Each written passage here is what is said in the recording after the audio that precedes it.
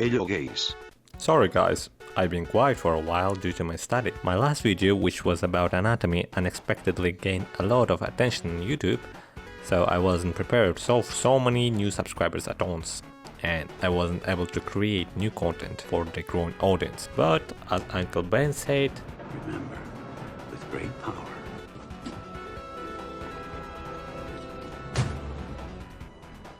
Right. well anyway, since people seem especially interested in anatomy, I'm currently cooking on a new video on the same topic. Real quick, right? But my oven's been acting a little weird. This video will be divided into several parts, each focusing on different groups of the human body. I personally categorize the body into groups such as the chest, including the back, the head, the arms, including the clavicles and shoulder blades, and the legs, along with the pelvis. The reason I separate the clavicles and shoulder blades from the chest is because they are directly involved in most arm movements. They are connected to the chest only through the sternum when we consider just the bones aside from the muscles. Even so, they are not as vital as the torso or the head of the person, because a person cannot live without these. That's why today I decided to make a video on the chest area. Each anatomical part of the body is complex to learn, so it will be easier to understand if we study them separately. The fundamental structure of the human body consists of the ribcage, spine, pelvis, and of course the head. Can't leave that out. The spine plays a crucial role in supporting the ribcage and pelvis, the foundation of the torso, and through this that we express emotions with body movement. In fact, it's the core of most major motions of the body. Want to show a character's personality? Try tilting their body forward. It immediately adds a character. Leaning to the side creates a sense of curiosity, as if they were observing something interesting. Twisting the torso can convey all kinds of emotions, and leaning backward usually signals a relaxation, happiness, or a sense of security.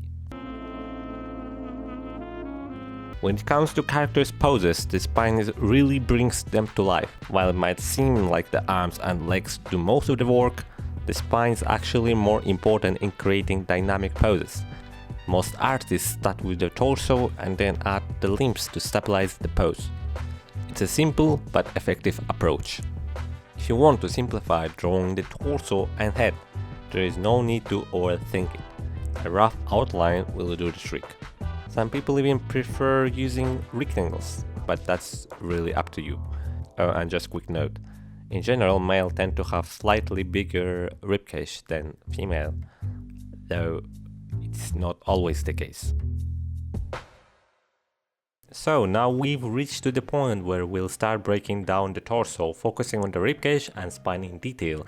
After that, we'll also dive into the muscles that are attached to these bones. First, we need to understand the structure of the spine, because essentially the ribs are supported by it. The spine consists of 24 vertebrae, 7 in the cervical neck region, 12 in the chest region, and 5 in the lower back region. At the end there is the sacrum, which support the pelvis, but we'll get to that later. Individual vertebrae look something like this, and right here is where the spinal cord is located. The very same one those titans from Attack on Titan are after. Yo, what up, guys? I'm with my boys Bertholdt and Rainier.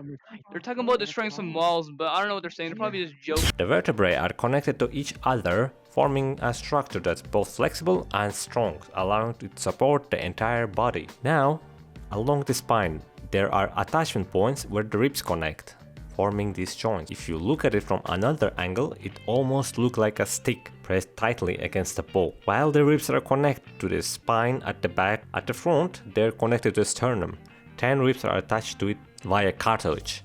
But note that the last 2 or 3 ribs aren't directly connected to the sternum. Oh, and the collarbones also attached to the sternum. You can often see the sternum clearly in lean people, showing up as a small indentation, so feel free to draw it in your sketches, especially in female characters like I did here. It has a certain appeal when it's visible. As for the ribcage itself, You can think of it as existing to protect important organs like the lungs and heart. The structure made of ribs allows for breathing by expanding and contracting.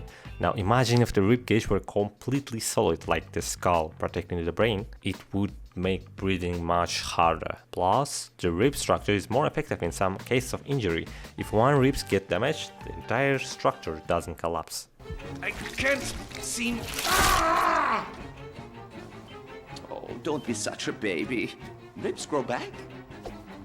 No, they don't. It's time to talk about the muscles of the human body. In general, it's not necessary to know all the muscles, or you might end up like this guy. But you don't need to know all of them, unless you want to draw something like this.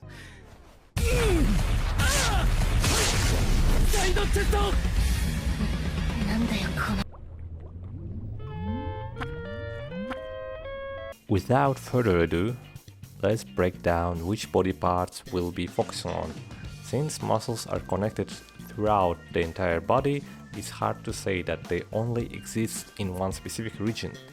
If we talk about the torso, it can be divided from the lower part of the head down to the upper part of the pelvis. So, the neck, chest and abdomen.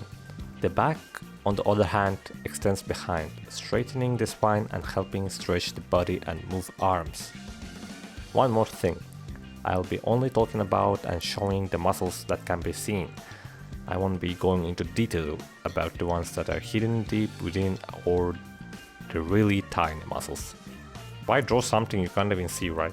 Let's start with the neck muscles. The neck actually has quite a lot of muscles, but you'll mostly see three groups of them. The first one is sternocleidomastoid muscles, which attach directly to the skull and the sternum along with the clavicles.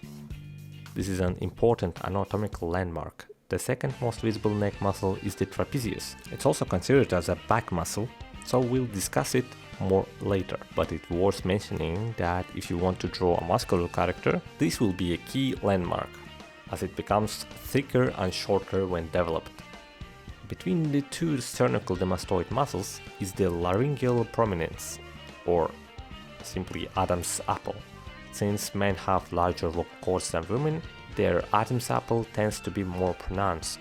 An easy way to draw the neck is to remember these two landmarks as triangles, but it's best to know about these muscles in advance. Oh, and if you're drawing in anime style, you don't need to go into too much detail on the neck, especially when drawing female characters, though that's up to you. Personally, I think it looks more appealing when it's simplified. When drawing the back of the neck, adding this small protrusion of the spine can make drawing more realistic. The last neck muscle to mention is the platysma, which simply covers the front of the neck and stretches over the clavicles, which are located underneath. That's about it for neck muscles, we're done here. Now let's move on to the muscles of the chest area. This is pretty straightforward as well, with three main groups of muscles visible. The first is serratus anterior muscles. These muscles pull the shoulder bones toward the chest, and you probably won't see them on average person, but they're immediately noticeable on someone well trained. They're often mistaken for ribs, or maybe that was just me. The second is the pectoralis minor muscle, which is usually not visible at all, but can sometimes be seen in the lower part of the chest. Lastly, we have the pectoralis major. In a relaxed state, it looks somewhat twisted because it's attached to the arm bones, but when the arms are raised, it straightens out. Also, there are intercostal muscles between the ribs that can help with breathing.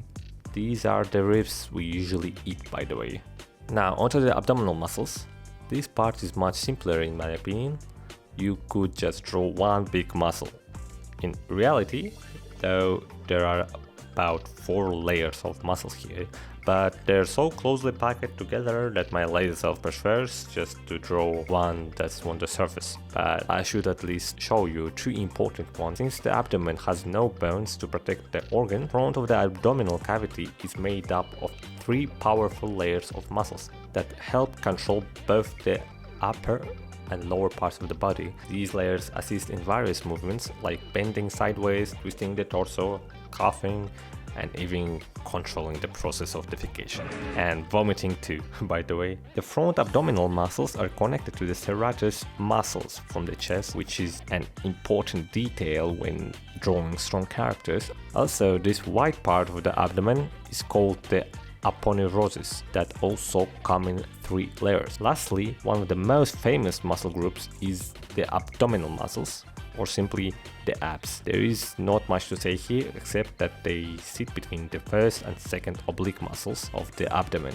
And also, fun fact, women's belly buttons are positioned slightly lower than men's. Finally, the back muscles. This is probably the hardest part for me because there are just so many long muscle groups, but I'll only cover 3 because I'm lazy. No, because the others are hidden beneath and can be seen in an average person.